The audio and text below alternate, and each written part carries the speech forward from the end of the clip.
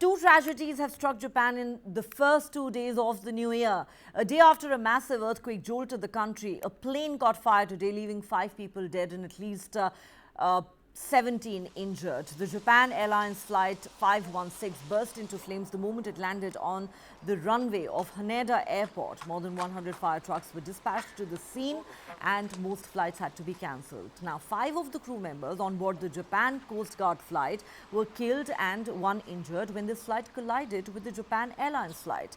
Japan Airlines is now investigating what exactly happened. Of course, this is an incident that has sent shockwaves through Japan and indeed the entire world. The incident coming just a day after a devastating earthquake shook Japan, leaving almost 50 people dead. According to Japan's cabinet secretary, there are at least 120 people still waiting to be rescued following the 7.5 magnitude earthquake that struck Japan's western coast on Monday.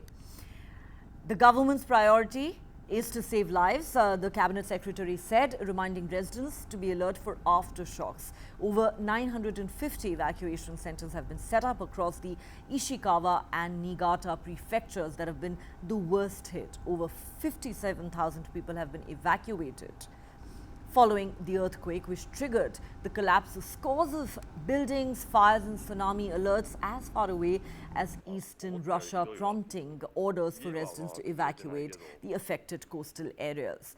At least 48 people are confirmed dead in the Ishikawa prefecture. Scenes of devastation have emerged along Japan's western coast as rescuers race to save residents who are still trapped in the rubble of the buildings that collapsed. Remember, there were multiple aftershocks, more than 155 at last count. The quake struck the Noto peninsula in the central prefecture of Ishikawa.